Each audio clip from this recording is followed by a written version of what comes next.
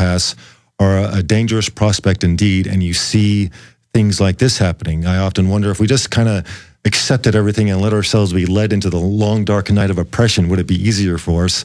Obviously not. We've got to fight. We've got to fight this information war, and that's what we're doing here, and it's our pleasure to do on the Alex Jones Show. Yes, Aaron Dykes did do an excellent article. Look it up on Infowars.com. Bombshell, leaked UN gun treaty does ban guns. Well, obviously, it's not like the UN's been a strong proponent of gun rights ever. Besides states, besides nation states, they can have all the weapons they like, but individual citizens cannot.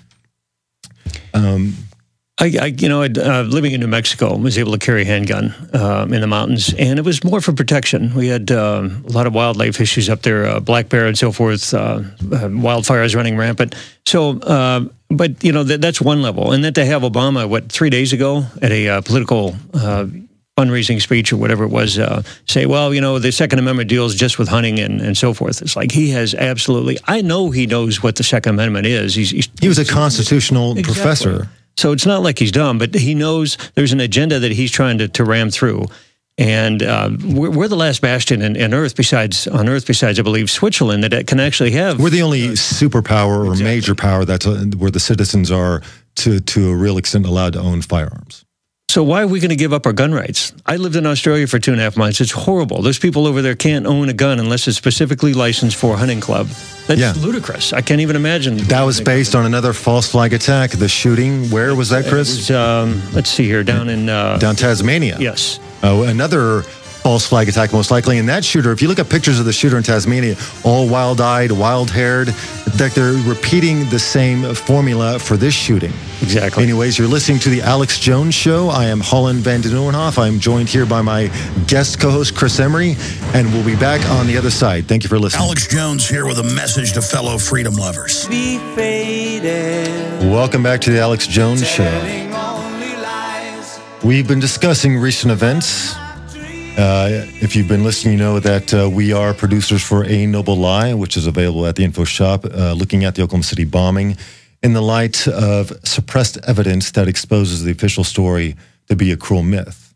And knowing what we know and knowing what we've discovered over the years in relation to Oklahoma City and related events, when you look at the first bombings at the Twin Towers in 1993, 2 years prior to the Oklahoma City bombing, an attack that was executed by a Ryder truck with an ammonium bomb, which later played out in Oklahoma City. And then you see that the bombing in 1993 was exposed by CBS News and the New York Times as a fraud, that the FBI had provided live explosives to the informant to carry out the attack. Knowing what you know and what we know about these false flag attacks, we cannot turn away from what has occurred in Colorado and look at that horrific event through that lens. I don't want it to be that way. It'd be much easier if it was just a lone gunman, a wild man that we can, lock away for life and problem solved. But unfortunately, it is not so. And we will have on two guests right after this. We're going to have on Andrew Griffin of RedDirtReport.com to discuss some of the anomalous aspects of the shooting in Colorado and the implications for what appears to be the agenda behind that, which is gun control. And Aaron Dykes of InfoWars, he put out an article yesterday or today. I highly suggest you look it up. If you want to do your homework on the UN gun control treaty that is being voted on about a week and a half after the Colorado shooting, imagine that. This Congress hasn't debated or entertained a gun control issue in quite a long time. But now we have this horrific shooting to frame that debate in. And there are some interesting provisions. I highly suggest this is an extensive article. He did his homework. I highly suggest you go through and check it out, but pay a special attention to Article 15, which is to be voted on by Congress. And it is subtitled International Assistance.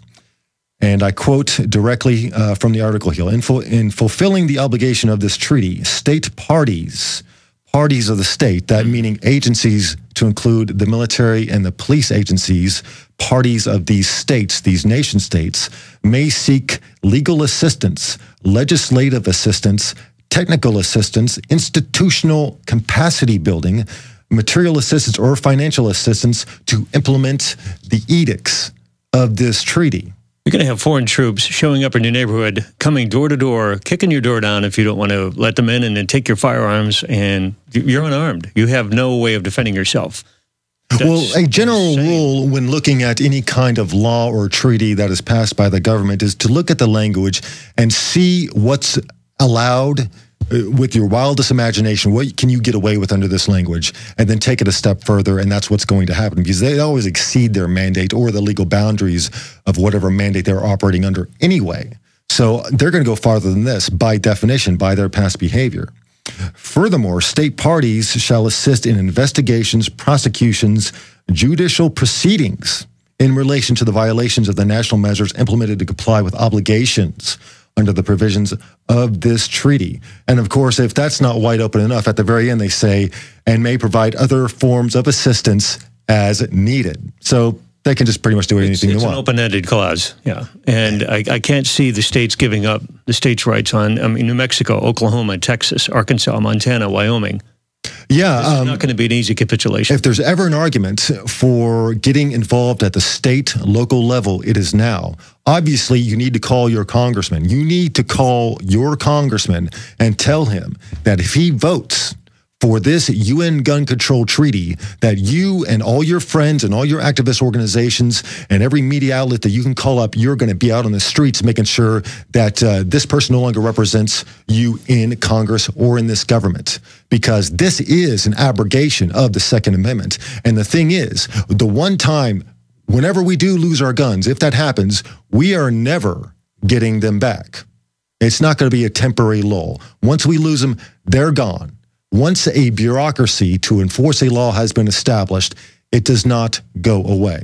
Several articles on InfoWars earlier this week. There has been not only a slight uptick, but a massive surge in gun sales after this catastrophe in Aurora. And that's a sign people understand. Conversely, Obama's his worst enemy. Every time they get out there and they start talking about gun control, start buying stock in gun companies, because gun sales go through the roof. And with good reason. Let's go to the gun store after this. Anyways, you're listening to The Alex Jones Show. I'm Holland Van Den Noornhof, joined by Chris Emery. We'll be right back after this. Do not back down. Ain't no easy way out. That is not how we got to where we are with establishing this country as a repository of human individual rights, freedom. We did not get that way from backing down, and there is nothing to be gained, everything to be lost by backing down from the war that has been declared upon us. I mentioned earlier in the show that we were under chemical and biological assault through our toxins in the environment and the food that we are supposed to be eating, but we're also under physical assault, I'm afraid, and we saw that in Colorado with the recent shooting, the Batman shooting, the horror in Aurora. And we have our next guest on right now, Andrew Griffin of the Red Dirt Report. Andrew, can you hear me? I can hear you, Holland. Excellent. Thank you for joining us.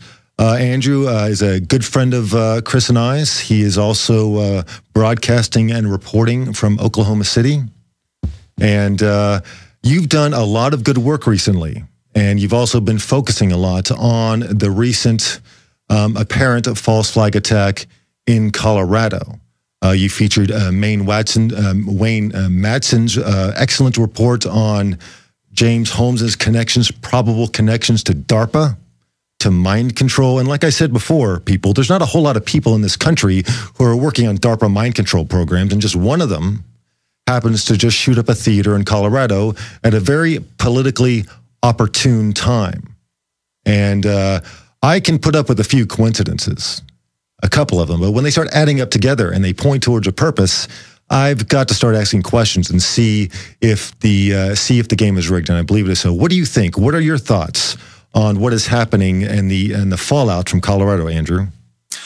Well, Holland and Chris, I woke up on the morning of July 20th, and I just had a bad feeling, and I tune into cable network. And sure enough, there's a shooting has occurred. It was about 4:30 in the morning, and they're already reporting about this shooting in Aurora, Colorado. I immediately started researching this. The British newspapers, of course, they're 7 hours or so ahead of us, so they had more detailed information about it. And, I immediately thought back to what happened in Tucson, Arizona last year, January of 2011, with Jared Lee Loughner. And I immediately started researching this event. The shooter's name eventually came about. There were all sorts of rumors, reports. There was a second gunman, that there was the smoke bomb. There was a diversion. The gunman allegedly had gotten a phone call and opened the emergency door in the back of the theater about 20 minutes. That was actually perhaps an accomplice. As I watched that CNN clip, and it was made pretty clear that he received the unknown person, the John Doe number 2. Imagine that. Except it was in a dark theater, so I guess we can't get any good eyewitness descriptions, unlike Oklahoma City. Well, right, yeah, and it's interesting. There is a young woman who the media seems to be drawn to, who says she had a clear description of the gunman. She, like a number of people in the Tucson incident last year, seemed to give this detailed information, whereas the police, if you listen to the police radio recordings, they're clearly looking for 2 people. There was a report of a man with a plaid shirt on, a blue shirt. Blue checkered shirt. Correct. So, clearly, you always have to pay attention. I learned this from 9/11 that morning, to always look at the initial reports, study them closely, try to record them, and then compare them to what eventually comes out within the next couple of hours and days. The story always changes, as we saw here in Oklahoma City with the reports of a multiple, another bomb being removed from Murrah rubble. So we have to watch this. We have to stay on top of these stories. And that's why I immediately began typing a story. You can find it on reddirtreport.com. It's called Midnight Massacre in Theater Number 9. And as I told you, Holland, before, this number 9 really struck with me, because that always comes up, number 9. Remember the Beatles' White Album? They had the Revolution number 9. This was a trigger. Was the Batman Dark Knight Rises, was that a trigger? Was there something in the film? There was all these triggers. Bane, you have the Joker. He thinks he's the Joker. He thinks he's in some sort of, alternate reality, which goes in line with what he was studying. Yeah, that's the funny thing is I saw the ABC News, they got a hold of a video where the young suspect, James Holmes, is discussing when he was 18 years old, working on his National Institutes of Health grant, one of 6 people in the country to be awarded that grant. Apparently is pretty lucrative. He was working on what he termed temporal illusions. And he described it as a project that he was working on himself, fusing, in his words, fantasy and reality. So we had this kid working on this project that involved in neurosciences, fusing reality and illusion. And then a couple years later, this same kid believes he's the Joker and shoots up a movie theater. So in my mind, the question I have is, was he made to believe that he was actually living in a movie? And from what all the photographs and video that have come out so far of him in custody, it looks like he still thinks that way.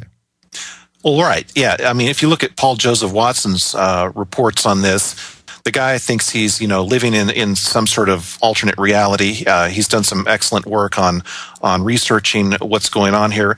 I got a report yesterday from a reader in Australia who was saying, we're hearing that this guy's in jail and says he doesn't even know what he's doing there or what happened. I mean, this totally echoes, as Paul Joseph Watson wrote, this is like Sirhan Sirhan, who shot, allegedly, they say, Robert F. Kennedy in 1968. I think 1968 was a big year for a lot of these things. And right there in Austin, Texas, you had Charles Whitman, the Texas Bell Tower massacre there at UT.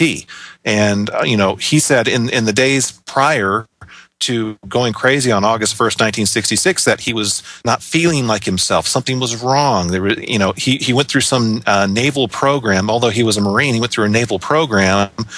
And we don't know a whole lot about